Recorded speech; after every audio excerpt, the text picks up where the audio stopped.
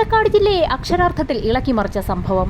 പട്ടാമ്പിക്കടുത്തുള്ള ആമയൂരിൽ സിദ്ദിഖ് എന്ന വ്യക്തി അവരുടെ പറമ്പിൽ റബ്ബർ ടാപ്പിംഗ് നടത്തുന്ന തൊട്ടപ്പുറത്ത് വാടകയ്ക്ക് താമസിക്കുന്ന റജിയും കുടുംബവും കഴിഞ്ഞ കുറെ ദിവസങ്ങളായി വീട് തുറക്കുന്നില്ല എന്നുള്ള കാര്യം ശ്രദ്ധിച്ചത്. വീട് അകത്തുനിന്ന് കുറ്റിയിട്ട നിലയിലായതിനാലാണ് നാട്ടുകാർക്ക് സംശയം തോന്നിയത്. ഓടിട്ട വീടായതിനാൽ ഓടിളക്കി വീടിനുള്ളിൽ ആരെങ്കിലും ഉണ്ടോ എന്ന് ഉറപ്പുവരുത്താമെന്ന് നാട്ടുകാർ പറഞ്ഞു. പിന്നീട് നാട്ടുകാർ ചേർന്ന് ഒരു ഏണി സംഘടിപ്പിച്ചു കൊണ്ടുവന്ന് വീടിന്റെ പിൻവശത്തുകൂടി അടുക്കള ഭാഗത്തുള്ള ഓടുകളിളക്കി സിദ്ദിഖ് അകത്തേക്ക് കടന്നു. അടുക്കളയിലും ഹാളിലും പ്രത്യേകിച്ചൊന്നും കണ്ടില്ല. അതുവഴി നടന്ന് അയാൾ പ്രധാന വാതിലിന്റെ കുറ്റിയെടുത്ത് പുറത്തു നിൽക്കുന്ന ആളുകളിൽ ചിലരെ കൂടി അകത്തേക്ക് വിളിച്ചു. അവർ വീടിനുള്ളിൽ വിശദമായി പരിശോധന നടത്തിയെങ്കിലും ആരെയും കണ്ടെത്താനായില്ല. അപ്പോഴാണ് അടഞ്ഞുകിടക്കുന്ന ഒരു മുറി അവരുടെ ശ്രദ്ധയിൽപ്പെട്ടത്. ആ മുറിക്കുള്ളിൽ ആരെങ്കിലും ഉണ്ടോ എന്നറിയാൻ വാതിൽ തുറന്നു നോക്കിയ സംഘം നിലവിളിച്ചുകൊണ്ട് പിന്നിലേക്ക് മാറി. യാതൊരു ചലനവുമില്ലാതെ രണ്ട് സ്ത്രീരൂപം കട്ടിലിൽ കമിഴ്ന്നു കിടക്കുന്നു. സിദ്ദിഖിന്റെ ഭാര്യ അവർക്കരികിലേക്ക് നടന്നു വന്ന് ഒന്ന് സൂക്ഷിച്ചു നോക്കി. ഇത് ലിസിയുടെ മക്കളാണെന്നാണ് തോന്നുന്നതെന്ന് അവരൊരു സംശയവും പറഞ്ഞു. റജി ലിസി ദമ്പതികൾക്ക് 4 മക്കളാണുള്ളത്. അതിൽ മൂത്ത 2 പെൺമക്കൾ കോട്ടയത്തെ മഠത്തിൽ നിന്ന് പഠിക്കുന്നതിനാൽ അവരെ നാട്ടുകാരും കണ്ടിട്ടുണ്ടായിരുന്നില്ല.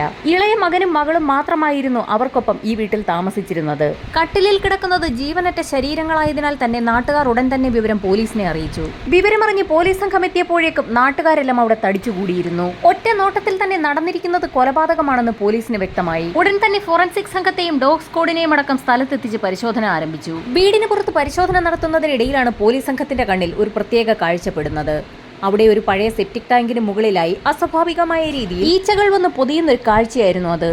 സെപ്റ്റിക് ടാങ്കിന്റെ മൂടിയിളക്കി പരിശോധന നടത്താൻ തീരുമാനിച്ച പോലീസ് സംഘം അതിനായി ഒരു കൂട്ടം ആളുകളെ ചുമതലപ്പെടുത്തി. ശേഷം പ്രദേശത്ത് നിന്ന് ലഭിക്കാവുന്ന കൂടുതൽ തെളിവുകൾ ശേഖരിക്കാൻ തുടങ്ങി. കൂട്ടത്തിൽ റജിയും കുടുംബത്തെക്കുറിച്ചുള്ള കൂടുതൽ വിവരങ്ങൾ സിദ്ദിഖിനോടും ഭാര്യയോടും തൊട്ടടുത്തുണ്ടായിരുന്ന നാട്ടുകാരോടുമൊക്കെ അന്വേഷിച്ചു.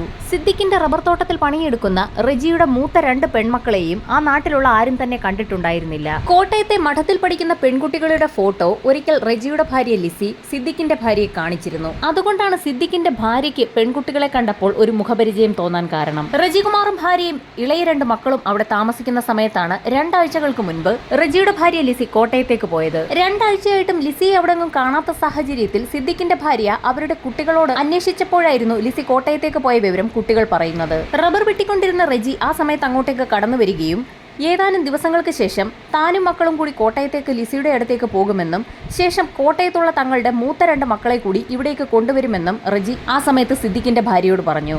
അങ്ങനെ ഏതാനും ദിവസങ്ങൾക്ക് ശേഷം ഒരു വൈകുന്നേരം ചോറ് കഴിക്കുന്നതിനെ കുറച്ച് കറി തരുമോ എന്നാവശ്യപ്പെട്ടുകൊണ്ട് റജി സിദ്ദിഖിന്റെ വീട്ടിലെത്തിയിരുന്നു. ഭാര്യയും മക്കളും മടങ്ങി വന്നില്ലേ എന്ന് അന്ന് സിദ്ദിഖിന്റെ ഭാര്യ റജിയോട് ചോദിച്ചിരുന്നു. ലിസിയും 4 മക്കളും അവരുടെ അമ്മാവനൊപ്പം ഏതാനും ദിവസങ്ങൾക്ക് ശേഷം ഇങ്ങോട്ടേക്ക് മടങ്ങിയെത്തുമെന്ന് അപ്പോൾ അയാൾ മറുപടിയും പറഞ്ഞു.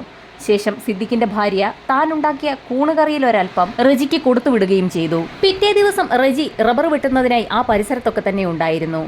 അത് കഴിഞ്ഞ് അയാളെ കണ്ടില്ല.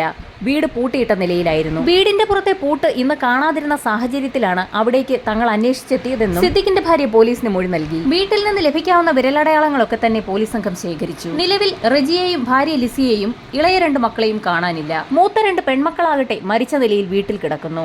പോലീസിനാകെ സംശയമായി. പ്രദേശവാസികളെ എല്ലാം ചോദ്യം ചെയ്തു. അപ്പോഴാണ് ഒരു സ്ത്രീയിൽ നിന്നും ഒരു നിർണായക വിവരം പോലീസിന് ലഭിക്കുന്നത്. ആ സ്ത്രീയുടെ ഭർത്താവ് കോയമ്പത്തൂരിലാണ് ജോലി ചെയ്യുന്നത്. വളരെ വൈകിയാണ് അയാൾ വീട്ടിലെത്താറുള്ളത്. സംഭവം നടന്ന അന്ന് രാത്രി ഏകദേശം 9 മണിയോടുകൂടി ഒരു ഓട്ടോ വന്ന് നിൽക്കുന്ന ശബ്ദം കേട്ട് തന്റെ ഭർത്താവാണെന്ന് കരുതിയ സ്ത്രീ വീടിന് പുറത്തിറങ്ങി നോക്കിയപ്പോൾ റജിയും 2 പെൺമക്കളും ഓട്ടോയിൽ നിന്ന് ഇറങ്ങുന്നത് അവർ ശ്രദ്ധിച്ചിരുന്നു. പിറ്റേ ദിവസമാണ് റജികുമാറിന്റെ മൂത്ത 2 പെൺമക്കൾ മരിച്ച വിവരം അവരറിയുന്നത്. ശരിക്കും നിർണായകമായ ഒരു വിവരമാണ് പോലീസിന് ലഭിച്ചിരിക്കുന്നത്. സംഭവം നടക്കുന്നതിന്റെ തലേ ദിവസം രാത്രിയിൽ പെൺമക്കൾക്കൊപ്പം റജികുമാർ വീട്ടിലെത്തിയിരുന്നു. പിറ്റേ ദിവസം പെൺമക്കളെ മരിച്ച നിലയിൽ കണ്ടെത്തി. അങ്ങനെയെങ്കിൽ റജികുമാർ ഇവിടെ പോയി. കോട്ടയം മേഖലയിലേക്ക് റജികുമാറിനെ അന്വേഷിക്കാൻ ഒരു സംഘം പുറപ്പെട്ടു. ഇതോടൊപ്പം തന്നെ റജികുമാറിനെ കുറിച്ച് കൂടുതൽ അന്വേഷിക്കാനും അയാളുമായി കോണ്ടാക്ട് ഉള്ള എല്ലാ വ്യക്തികളെയും കണ്ടുപിടിക്കാനും കോട്ടയം പോലീസിന് നിർദ്ദേശം ലഭിച്ചു. കോട്ടയത്ത് റജികുമാറുമായി കണക്ട് ചെയ്ത് പല ബന്ധുക്കളുടെ വീടുകളിലും പോലീസ് എത്തി അന്വേഷണം നടത്തി. എന്നാൽ റജികുമാറോ ഭാര്യയെയോ അവർക്കൊപ്പമുണ്ടായിരുന്ന ആ 2 മക്കളോ അവിടെയെങ്ങും എത്തിയിട്ടില്ല എന്നാണ് ബന്ധുക്കളുടെ ഭാഗത്തു നിന്നും അറിയാൻ കഴിഞ്ഞത്. അങ്ങനെയെങ്കിൽ ആ 4 സംഘം എവിടെ പോയി? മൂത്ത 2 പെൺമക്കളെയും കൊലപ്പെടുത്തിയ ശേഷം 4 സംഘം അവിടെ നിന്നും സ്ഥലം വിട്ടതാണോ എന്ന് പോലും പോലീസ് സംശയിച്ചു. നാട്ടുകാരോട് വിവരം തിരക്കുമ്പോഴാണ് റജികുമാറിനെ കുറിച്ച് കൂടുതൽ വിവരങ്ങൾ പോലീസിന് ലഭിക്കുന്നത്. റജികുമാർ ഒരു BSc കെമിസ്ട്രിക്കാരനാണ്. കൂടാതെ കമ്പ്യൂട്ടർ ആപ്ലിക്കേഷനിൽ പോസ്റ്റ് ഗ്രാജുവേറ്റ് ഡിപ്ലോമ നേടിയതിനു ശേഷം ഒരു വക്കീലിന്റെ ബെഞ്ച് ക്ലർക്കായി വർക്ക് ചെയ്യുകയായിരുന്നു. കുറേ വർഷമായി ബെഞ്ച് ക്ലർക്കായി വർക്ക് ചെയ്തിരുന്ന റജികുമാർ പിന്നീട് ആമയൂരിലെത്തി ടാപ്പിംഗ് തൊഴിലാളിയായി മാറുകയായിരുന്നു. ബെഞ്ച് ക്ലർക്കായിരുന്ന ഒരാൾ എന്തിന് ടാപ്പിംഗ് തൊഴിലാളിയായി മാറണം? പോലീസിന് സ്വാഭാവികമായും സംശയമുയർന്നു. റജികുമാറിന്റെ സ്വഭാവത്തിൽ അസ്വാഭാവികതയുണ്ടെന്നുള്ള ബന്ധുക്കളുടെ മൊഴി അനുസരിച്ച് പോലീസ് വീണ്ടും റജിയുടെ വീടിനുള്ളിൽ പരിശോധന നടത്തിയപ്പോൾ അവിടെ ഒരു മൽപിടുത്തം നടന്നതിന്റെ ലക്ഷണങ്ങളൊക്കെ തന്നെ കണ്ടെത്തി. ഈ സമയത്താണ് പുറത്ത് സെപ്റ്റിക് ടാങ്കിന്റെ മൂടി ഇളക്കിക്കൊണ്ടിരുന്ന തൊഴിലാളികൾ നിലവിളിച്ചുകൊണ്ട് അവിടേക്ക് ഓടിയെത്തിയത്. സെപ്റ്റിക് ടാങ്കിനുള്ളിൽ നിന്ന് രൂക്ഷമായ ഗന്ധം വമിക്കുന്നുണ്ടായിരുന്നു. അതിനുള്ളിൽ എന്തോ ഉണ്ടെന്ന് അവർ പറഞ്ഞു. പോലീസ് സംഘം നടത്തിയ പരിശോധനയിൽ സെപ്റ്റിക് ടാങ്കിനുള്ളിൽ നിന്നും ഒരു ഡെഡ് ബോഡി കണ്ടെത്തി. വിവരമറിഞ്ഞ് ഡിവൈഎസ്പി ഉൾപ്പെടെയുള്ള സംഘം അങ്ങോട്ടേക്കെത്തി. സെപ്റ്റിക് ടാങ്കിൽ നിന്നും ബോഡി പുറത്തെടുത്ത് കിടത്തിയപ്പോൾ അതൊരു സ്ത്രീയുടേതാണെന്ന് മനസ്സിലായി. സിദ്ദിഖിന്റെ ഭാര്യ അപ്പോൾ തന്നെ ആ ബോഡി തിരിച്ചറിഞ്ഞു. അത് റജിയുടെ ഭാര്യ ലിസിയായിരുന്നു. മൃതദേഹം പാതി അഴുകിയ നിലയിലായിരുന്നു. നാട്ടുകാരും പോലീസും ഒരുപോലെ അമ്പരന്നു.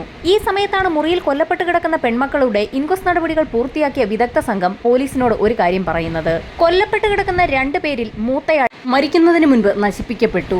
റജിയുടെ ഭാര്യയും മക്കളെയും ആരെങ്കിലും ഇല്ലാതാക്കിയതാണോ എന്നുവരെ പോലീസിന് സംശയമായി. അങ്ങനെയെങ്കിൽ റജികുമാറും ഇളയ 2 മക്കളും എവിടെ പോയി? ആ ചോദ്യത്തിനുള്ള ഉത്തരം അന്ന് വൈകുന്നേരം തന്നെ പോലീസിന് ആ വീടിന്റെ കോമ്പൗണ്ടിൽ നിന്ന് തന്നെ കിട്ടി. നാട്ടുകാരുടെ സഹായത്തോടുകൂടി പോലീസ് ആ പ്രദേശമാകെ വിശദമായി ഒന്ന് അരിച്ചു പറക്കി. സിദ്ദിഖിന്റെ ഉടമസ്ഥതയിലുള്ള റബ്ബർ തോട്ടം അരിച്ചു പറക്കുന്നതിനിടയിലാണ് കാട് പിടിച്ച ഒരു ഭാഗത്ത് 2 പ്ലാസ്റ്റിക് ചാക്കുകൾ കിടക്കുന്നത് അവരുടെ ശ്രദ്ധയിൽപ്പെടുന്നത്. ചാക്കുകൾ അഴിച്ച പോലീസ് സംഘവും നാട്ടുകാരും ഞെട്ടി. ആ 2 ചാക്കുകെട്ടിനുള്ളിൽ ഇളയ മക്കളായ അമലും അമന്യയുമായിരുന്നു. മൃതദേഹങ്ങൾ അഴുകി തുടങ്ങിയിരുന്നു. ഒരു വീട്ടിലെ 5 പേരും മരണപ്പെട്ടിരിക്കുന്നു. അങ്ങനെയെങ്കിൽ റജികുമാർ കൊല്ലപ്പെട്ട് കാണാൻ സാധ്യതയുള്ളതിനാൽ റജികുമാറിന്റെ ബോഡിക്ക് വേണ്ടിയും പോലീസ് തിരച്ചിൽ നടത്തി. ഡോഗ് സ്ക്വാഡിനെ ഉപയോഗിച്ച് പരിശോധന നടത്തിയിട്ടും റജികുമാറിന്റെ മൃതദേഹം മാത്രം കണ്ടുകിട്ടിയില്ല.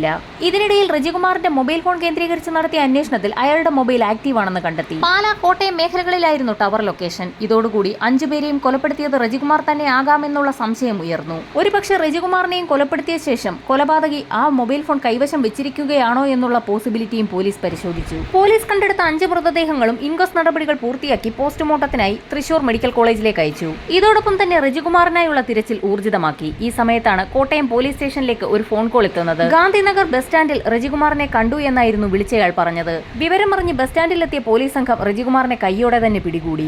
കോട്ടയത്ത് നിന്നും ബസ്സിൽ കയറി എങ്ങോട്ടോ രക്ഷപ്പെടാനിരുന്ന റജികുമാർ പോലീസ് കസ്റ്റഡിയിലാവുകയായിരുന്നു. അറസ്റ്റ് ചെയ്ത റജികുമാറിനെ മജിസ്ട്രേറ്റിന് മുൻപിൽ ഹാജരാക്കി പോലീസ് കസ്റ്റഡിയിലെടുത്ത് ചോദ്യം ചെയ്യൽ ആരംഭിച്ചു. കസ്റ്റഡിയിലെടുത്ത റജികുമാറിന്റെ വിരലടയാളം തന്നെ ആദ്യം പോലീസ് പരിശോധിച്ചു. ആ വീട്ടിൽ നിന്നും ആകെ ഒരാളുടെ ഫിംഗർ പ്രിന്റ് മാത്രമായിരുന്നു ലഭിച്ചത്. അത് റജികുമാറിന്റേത് തന്നെയെന്ന് തെളിയിക്കാൻ പോലീസിന് അധിക സമയം വേണ്ടി വന്നില്ല. ചോദ്യം ചെയ്യലിൽ റജികുമാറിന്റെ മൊഴികളിലെല്ലാം വൈരുദ്ധ്യം കണ്ടെത്തി. ഈ മരണങ്ങളിലൊന്നും തനിക്ക് ഒരു പങ്കുമില്ല എന്ന് അയാൾ ആവർത്തിച്ചുകൊണ്ടേയിരുന്നു. ലിസിയെ കാണാതായതാണെന്നും അയാൾ പോലീസിനോട് പറഞ്ഞു. ഭാര്യയെ കാണാതായ വിവരം എന്തുകൊണ്ടാണ് പോലീസിൽ അറിയിക്കാതിരുന്നതെന്ന ചോദ്യത്തിന് റജികുമാറിന് മറുപടിയുമില്ലായിരുന്നു. മക്കൾ കൊല്ലപ്പെട്ട വിവരം അറിഞ്ഞിട്ടും ആമയൂരിലേക്ക് എന്തുകൊണ്ട് എത്തിയില്ല എന്നുള്ള ചോദ്യത്തിന് റജികുമാർ മറുപടി പറഞ്ഞെങ്കിലും അതൊന്നും പോലീസ് വിശ്വാസത്തിലെടുത്തില്ല. മറ്റു ചില കാര്യങ്ങളുമായി ബന്ധപ്പെട്ട് അയാൾ കോട്ടയത്തേക്ക് പോയ കാരണത്താലാണ് നാട്ടിൽ നടന്ന ഈ വിവരങ്ങളൊന്നും അറിയാതിരുന്നതെന്നും പോലീസിന് റജികുമാർ മൊഴി നൽകി. ഈ സമയത്താണ് വളരെ നിർണായകമായ ഒരു തെളിവ് പോലീസിനെ തേടിയെത്തിയത്. റജികുമാറിന്റെ സ്പേമും കൊല്ലപ്പെട്ട മൂത്തയാളുടെ ശരീരത്തിൽ നിന്ന് കളക്ട് ചെയ്ത സ്പേമും തമ്മിൽ മാച്ച് ചെയ്യുന്നു. എന്നാൽ ഇക്കാര്യം പൂർണ്ണമായും റജികുമാർ നിഷേധിച്ചു. എല്ലാ കൊലപാതകങ്ങളും നടത്തിയത് റജികുമാർ തന്നെയെന്ന് തങ്ങൾക്ക് മനസ്സിലായി എന്ന് പോലീസ് പറഞ്ഞതോടുകൂടി താൻ കുടുക്കപ്പെട്ടു എന്ന് അയാൾക്ക് മനസ്സിലായി.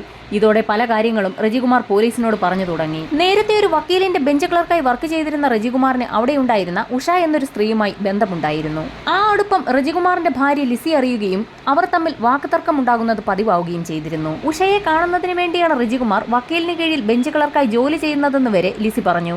ഇതോടുകൂടി ആ ജോലി വിടാൻ റജികുമാർ തീരുമാനിച്ചു. ഈ സമയത്താണ് ആമയൂർ മേഖലയിലെ റബ്ബർ തോട്ടത്തിൽ റബ്ബർ ടാപ്പിങ്ങിനായി ഒരാളെ ആവശ്യമുണ്ടെന്നുള്ള പത്രപരസ്യം റജികുമാർ ശ്രദ്ധിക്കുന്നതും ഭാര്യയും മക്കളെയും കൂട്ടി അങ്ങോട്ടേക്ക് താമസം മാറുന്നതും. അതിനിടയിൽ മൂത്ത 2 പെൺമക്കളെയും കോട്ടയത്തുള്ള മഠത്തിൽ താൽക്കാലികമായി നിർത്തുകയും ചെയ്തു. അങ്ങനെ പ്രശ്നങ്ങളൊന്നുമില്ലാതെ 1 വർഷക്കാലം മുൻപോട്ട് പോയി. അങ്ങനെയിരിക്കെ ഒരു ദിവസം റജികുമാറിന്റെ ഫോണിലേക്ക് ഉഷയുടെ ഒരു കോൾ വന്നു.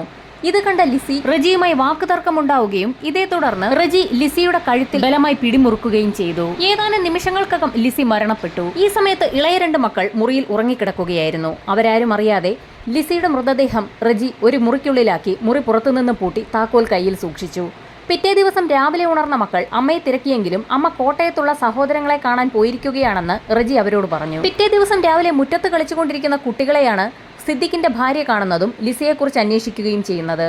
ആ സമയത്താണ് കുട്ടികൾ തങ്ങളുടെ അമ്മ ലിസി മൂത്ത 2 പെൺകുട്ടികളെ കാണുന്നതിനായി കോട്ടയത്തേക്ക് പോയിരിക്കുകയാണെന്നുള്ള വിവരം സിദ്ദിഖിന്റെ ഭാര്യയോട് പറയുന്നത്. സ്വന്തം അമ്മയുടെ മൃതദേഹം തൊട്ടടുത്തുള്ള മുറിയിൽ കിടക്കുന്നതറിയാതെ ആ കുട്ടികൾ മുറ്റത്ത് കളിക്കുകയും അന്ന് ഉച്ചയ്ക്ക് ഭക്ഷണം കഴിക്കുകയും അവിടെ കിടന്നുറങ്ങുകയും ചെയ്തു. കുട്ടികൾ ഉറക്കമായെന്ന് മനസ്സിലായതോടുകൂടി റജികുമാർ ലിസിയുടെ മൃതദേഹം പുറകുവശത്തുള്ള സെപ്റ്റിക് ടാങ്കിന്റെ അടപ്പ് തുറന്ന് അതിലേക്കിട്ടു. തൊട്ടടുത്ത ദിവസം രാവിലെ കുട്ടികളുമായി റജികുമാർ കോട്ടയത്തെത്തുകയും സഹോദരിമാരെ കാണിച്ചു കൊടുക്കുകയും ചെയ്തു. അമ്മയെ തിരക്കിയ കുട്ടികളോട് തങ്ങളുടെ അമ്മയായ ലിസി അവരുടെ അമ്മാവന്റെ വീട്ടിലേക്ക് പോയിരിക്കുകയാണെന്നും റജികുമാർ പറഞ്ഞു. തിരികെ ഇളയ 2 കുട്ടികളുമായി പാലക്കാട്ടേക്ക് മടങ്ങിയ റജികുമാർ രാത്രി 9 മണിയോടുകൂടി ആമയൂരെത്തി. സിദ്ദിഖിന്റെ വീട്ടിലെത്തി രാത്രി ചോറിനൊപ്പം കഴിക്കാൻ അല്പം കറി ആവശ്യപ്പെട്ടു. ഭാര്യയും മക്കളും എവിടെയെന്നുള്ള സിദ്ദിഖിന്റെ ഭാര്യയുടെ ചോദ്യത്തിന് അവരെല്ലാവരും കോട്ടയത്ത് തന്നെയാണെന്നും താൻ ഒറ്റയ്ക്കാണ് മടങ്ങിയെത്തിയതെന്നും അയാൾ മറുപടിയും പറഞ്ഞു.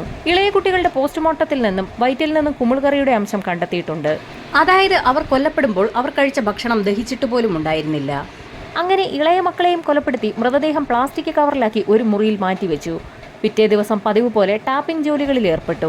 റബ്ബർ വെട്ടിയ ശേഷം കറയുമായി റജികുമാർ സിദ്ദിഖിന്റെ വീട്ടിലെത്തിയിരുന്നു. സിദ്ദിഖിന്റെ ഭാര്യ വീണ്ടും ലിസിയെക്കുറിച്ച് അന്വേഷിച്ചപ്പോൾ ലിസിയും മക്കളും അവരുടെ അമ്മാവനൊപ്പം അടുത്ത ദിവസം മടങ്ങി വരുമെന്നും അയാൾ അവരോട് പറഞ്ഞു. ഏതാനും ദിവസങ്ങൾക്ക് ശേഷം റജികുമാറിന്റെ വീട് പൂട്ടിക്കിടക്കുന്നത് കണ്ടപ്പോൾ അയാൾ ഭാര്യയും മക്കളെയും കൂട്ടിക്കൊണ്ടുവരാൻ കോട്ടയത്തേക്ക് പോയതായിരിക്കുമെന്നാണ് സിദ്ദിഖിന്റെ ഭാര്യ കരുതിയത്. പട്ടാമ്പിയിൽ നിന്നും അന്ന് പുറപ്പെട്ട റജികുമാർ കോട്ടയത്തേക്ക് തന്നെയായിരുന്നു പോയത്. കോട്ടയത്ത് പെൺമക്കൾ പഠിക്കുന്ന സ്കൂളിലെത്തി അയാളുടെ അമ്മ മരിച്ചു പോയതായി സ്കൂളിന്റെ പ്രിൻസിപ്പലിനെ അറിയിക്കുകയും പെൺമക്കളെ തനിക്കൊപ്പം അയക്കണമെന്ന് ആവശ്യപ്പെടുകയും ചെയ്തു. മരണവിവരം അറിഞ്ഞാൽ കുട്ടികൾ വിഷമിക്കുമെന്ന് കരുതി സ്കൂൾ അധികൃതർ കുട്ടികളോട് വിവരം പറഞ്ഞതുമില്ല. അങ്ങനെ റജികുമാറിനൊപ്പം ആ പെൺമക്കൾ അവിടെ നിന്നും പാലക്കാട്ടേക്ക് പുറപ്പെട്ടു. രാത്രി 9 മണിയോടുകൂടി ആമയൂരിൽ ഒരു ഓട്ടോയിൽ റജികുമാറും പെൺമക്കളും വന്നിറങ്ങുന്നത് അയൽവാസിയായ ഒരു സ്ത്രീ കാണുകയും ചെയ്തിരുന്നു. വീട്ടിലെത്തിയ പെൺമക്കൾ അമ്മയെയും ഇളയ 2 സഹോദരങ്ങളെയും തിരക്കിയപ്പോൾ അവർക്ക് പുറത്തു പോയതാണെന്നും ഉടൻ മടങ്ങി വരുമെന്നും റജികുമാർ അവരോട് പറഞ്ഞു. ശേഷം യാത്രാക്ഷീണമുണ്ടായിരുന്ന പെൺമക്കൾ ഉറങ്ങാനായി മുറിയിലേക്ക് പോയി. ഉറങ്ങിക്കിടന്നവരെ വെളുപ്പിനെ 4 മണിയോടുകൂടിയായിരുന്നു റജികുമാർ ശ്വാസം മുട്ടിച്ച് കൊലപ്പെടുത്തിയത്. തൊട്ടടുത്ത മുറിയിൽ ഇളയ മക്കളും മരണപ്പെട്ട് കിടക്കുന്നുണ്ടായിരുന്നു. മുൻവശത്തെ പ്രധാന വാതിൽ അകത്തുനിന്ന് കുറ്റിയിട്ട ശേഷം പ്ലാസ്റ്റിക് ചാക്കിൽ പൊതിഞ്ഞ മൃതദേഹങ്ങളുമായി അടുക്കളവശത്തുകൂടി റജികുമാർ പുറത്തിറങ്ങുകയും ആ വാതിൽ പൂട്ടുകയും ചെയ്തു. ശേഷം റബ്ബർ തോട്ടത്തിലൂടെ നടന്ന് റബ്ബർ തോട്ടത്തിന്റെ കാട് പിടിച്ചു കിടക്കുന്ന ഭാഗത്ത് പ്ലാസ്റ്റിക് ചാക്കുകൾ ഉപേക്ഷിച്ചു. പ്ലാസ്റ്റിക് ചാക്കിലെ മൃതദേഹങ്ങൾ റബ്ബർ തോട്ടത്തിൽ ഉപേക്ഷിച്ച ശേഷം റജികുമാർ അവിടെ നിന്നും ആമയൂർ ടൗണിലെത്തി. ടൗണിലൊന്ന് കറങ്ങിയ ശേഷം തിരികെ വീട്ടിലേക്ക് പോകാനായിരുന്നു റജികുമാറിന്റെ പ്ലാൻ. എന്നാൽ ഈ സമയത്തായിരുന്നു സിദ്ദിഖിന്റെ ഭാര്യ റജികുമാറും കുടുംബവും തിരികെ എത്തിയെന്നും പ്രധാന വാതിൽ പുറത്തുനിന്നും പൂട്ടിയിട്ടില്ല എന്നും മനസ്സിലാക്കിയത്. റജികുമാറിനെയും കുടുംബത്തെയും പുറത്തു കാണാത്ത സാഹചര്യത്തിൽ സിദ്ദിഖും ഭാര്യയും അവിടെ എത്തി നടത്തിയ തിരച്ചിലായിരുന്നു പിന്നീട് വീടിനുള്ളിൽ മൃതദേഹങ്ങൾ കണ്ടെത്തുന്നതിനിടയാക്കിയത്. ഇതിനോടകം തന്നെ റജികുമാറിന്റെ വീട്ടിൽ നിന്നും മൃതദേഹം കണ്ടെത്തിയ വാർത്ത നാടാകെ പരന്നിരുന്നു. വിവരമറിഞ്ഞ റജികുമാർ ആമയൂരിൽ നിന്നും കോട്ടയത്തേക്ക് പോയി. അവിടെ തന്റെ സുഹൃത്തായ ഉഷാകുമാരിക്കൊപ്പമായി പിന്നീടുള്ള താമസം. വളരെ വ്യക്തമായി തന്നെ അയാൾ പോലീസിനോട് കുറ്റസമ്മതം നടത്തി. എന്നാൽ പീഡന വിവരം മാത്രം അയാൾ ശക്തമായി തന്നെ നിഷേധിച്ചു. പോലീസ് സംഘം ഉഷയെ കസ്റ്റഡിയിലെടുത്തു. ഉഷയുടെ മൊഴിയാകട്ടെ പോലീസിനെ തീർത്തും ഞെട്ടിക്കുന്നതായിരുന്നു. കൊലപാതകവും അതേ തുടർന്നുള്ള സംഭവങ്ങളും നടക്കുന്ന കാലയളവിൽ താനും റജികുമാറും ഭാര്യ ഭർത്താക്കന്മാരെ പോലെ കഴിയുകയായിരുന്നു എന്ന് അവർ വ്യക്തമാക്കി. അതങ്ങനെ തന്നെ പോലീസ് കുറ്റപത്രത്തിൽ എഴുതി ചേർത്തു. കുറ്റപത്രം കോടതിയിൽ സമർപ്പിച്ച് വിചാരണ ആരംഭിച്ചു. വാദപ്രതിവാദങ്ങൾക്കൊടുവിൽ പാലക്കാട് സെഷൻസ് കോടതി ജഡ്ജ് കാര്യകാരണ സഹിതം ഒന്നൊന്നായി പറഞ്ഞുകൊണ്ട് തന്നെ റജികുമാറിന് വധശിക്ഷ വിധിച്ചു. അയാളുടെ മൊബൈൽ ടവർ ലൊക്കേഷൻ കൊല നടന്ന സമയത്ത് ആമയൂരിലാണെന്നും പോലീസ് കണ്ടെത്തി. കൊല്ലപ്പെട്ട കുട്ടികളുടെ ശരീരത്തിലുണ്ടായിരുന്ന കൂൺ അയൽപക്കത്തെ വീട്ടിലെ സിദ്ദിഖിന്റെ ഭാര്യ കൊടുത്തത് തന്നെയാണെന്ന് തെളിഞ്ഞു. ഇതോടൊപ്പം തന്നെ അയാളുടെ കാമുകി ഉഷ ഉൾപ്പെടെയുള്ളവരുടെ എല്ലാം സാക്ഷിമൊഴി റജികുമാറിനെതിരായിരുന്നു. അങ്ങനെയായിരുന്നു കോടതി അയാൾക്ക് വധശിക്ഷ വിധിച്ചത്. വധശിക്ഷയ്ക്കെതിരെ ഹൈക്കോടതിയിൽ റജികുമാർ അപ്പീലിന് പോയെങ്കിലും ഹൈക്കോടതി അപ്പീൽ തള്ളുകയായിരുന്നു. ഇതോടുകൂടി റജികുമാർ സുപ്രീം കോടതിയിൽ ആപ്ലിക്കേഷൻ ഫയൽ ചെയ്തു. എന്നാൽ സുപ്രീം കോടതിയിൽ വാദം കഴിഞ്ഞതിന് ശേഷം റജികുമാറിന്റെ വധശിക്ഷ സ്റ്റേ ചെയ്യപ്പെട്ടു. ഞെട്ടിക്കുന്ന ചില വിലയിരുത്തലുകളാണ് സുപ്രീം കോടതി നടത്തിയത്. കേസിൽ അറസ്റ്റിലായ നിമിഷം മുതൽ 2025 കാലം വരെ റജികുമാർ ജയിലിനുള്ളിൽ വളരെ മാന്യമായിട്ടേ പെരുമാറിയിട്ടുള്ളൂ. ജയിലിനുള്ളിൽ ഒരു ക്രിമിനൽ സ്വഭാവവും ഇത്രയും കാലയളവിനുള്ളിൽ അയാൾ കാണിച്ചിട്ടില്ല എന്നുള്ള ജയിൽ അധികൃതരുടെ റിപ്പോർട്ടിന്റെ അടിസ്ഥാനത്തിലാണ് സുപ്രീം കോടതി അയാളുടെ വധശിക്ഷ സ്റ്റേ ചെയ്ത് വാദം പൂർത്തിയാക്കിയ ശേഷം ജീവപര്യന്തമായി കുറച്ചത്. എന്നാൽ അതിനോടൊപ്പം സുപ്രീം കോടതി ജഡ്ജിമാർ ഒരു വാചകം കൂടി കൂട്ടിച്ചേർക്കുകയുണ്ടായി. റജികുമാർ മരണം വരെ ജയിലിലായിരിക്കണമെന്നുള്ള നിർണായക വിധിയാണ് സുപ്രീം കോടതിയുടെ ഭാഗത്തു നിന്നും ഇപ്പോൾ വന്നിരിക്കുന്നത്.